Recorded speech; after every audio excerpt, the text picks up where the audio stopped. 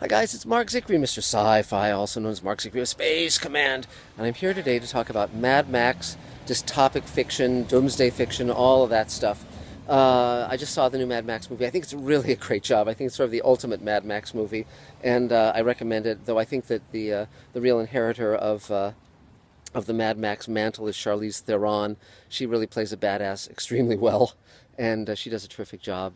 Tom Hardy's good, but she's really great. And Nicholas Hoult is a young actor. You may have seen him in About a Boy as the little boy, or also in Dead Bodies as the main character, as a zombie who falls in love.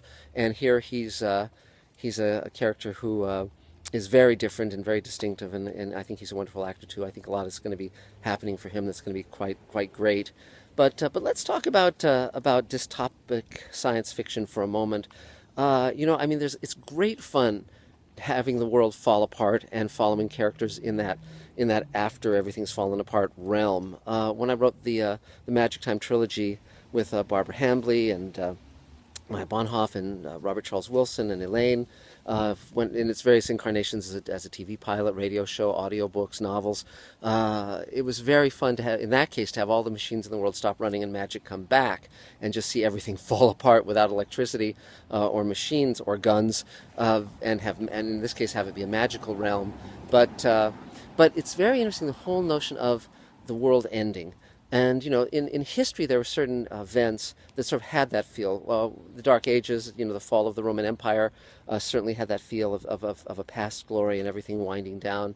The Black Death, bubonic plague, etc., where the feeling, I'm sure to those who were in the middle of it, was that it was the end of the world. There were a lot of doomsday cults and apocalyptic cults, and, not just in Western civilization, but all over the world.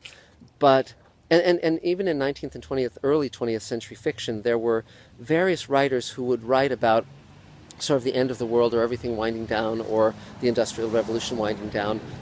There's a very interesting book called After London or Wild England, and it explores basically a scenario after civilization has ended and in the modern day. And then even Jack London wrote a book called The Scarlet Plague, where mankind is decimated, and it's 2074, and there are very few people still left on Earth. Very interesting book. But the real turning point, I think, came after World War II, because with the atom bomb and then the H-bomb, for the first time there was the prospect of mankind actually being able to wipe out our planet, wipe out the species. And it was a very probable eventuality. I grew up during that period where we had drop drills, and after the bomb stories became quite a theme in science fiction, whether it was in episodes of Twilight Zone, such as Time Enough at Last with Burgess Meredith, where he's a bookworm who's the last man on Earth, or all of the different science fiction novels, whether it was Rebirth by John Wyndham, or basically almost every science fiction writer had a crack at an after the bomb dystopic future society. And that kind of story, this is all throughout the 50s and 60s. Lee Brackett wrote one. Many writers wrote those kind of stories.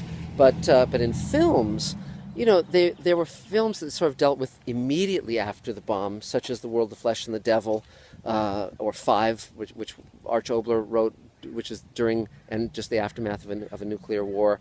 But the doomsday scenario of society after everything breaks down hadn't really been fully realized well in movies until Mad Max. And there'd been a few things like Damnation Alley, odds and ends, but they were kind of funky and not wonderful. I mean, even Logan's Run, in its strange way, is sort of a dystopic future society that goes into that terrain a little once they leave the pastel world and go out into the devastated landscape. But George Miller really created the Mad Max look, that world and that parched terrain and the gas wars and the water wars, and in this Mad Max version he also brings in nuclear holocaust as well. You've got and I think he even touched on those in the earlier ones too, where you've got mutations and all of that. But the interesting thing about Mad Max that makes it very distinctive is that the first one was in 1979, and like the first three Mad Max movies, it was shot in Australia. And the current one, of course, is shot in Namibia, because there was an unusual rainfall in Australia that turned the desert there into a landscape full of flowers, which was hardly right for the bleached landscape that George Miller wanted. the first of the Mad Max films was as things were just starting to unravel in society, and it really didn't set the stage for what we've come to know as the Mad Max universe. It was really the second film, which was called Mad Max 2 in many parts of the world, and The Road Warrior here in America, and that was the one that really established the look and the theme and the pace, and it was just a terrific film of doomsday dystopic destruction, and really was a hugely fun film. The third one, Mad Max Beyond Thunderdome, was originally not written. That script was not intended as a Mad Max movie, but was then revised to be one. And so I like that film very much. It has many, many wonderful elements, but it's not sort of where the Mad Max movies would ultimately end up if you just kind of followed the line of where they were going. And I think the current one, Fury Road, is. I think it is the ultimate Mad Max movie with just enormous amounts of high diesel destruction, and it really, I think it's a terrific film, and very, very fun, very entertaining.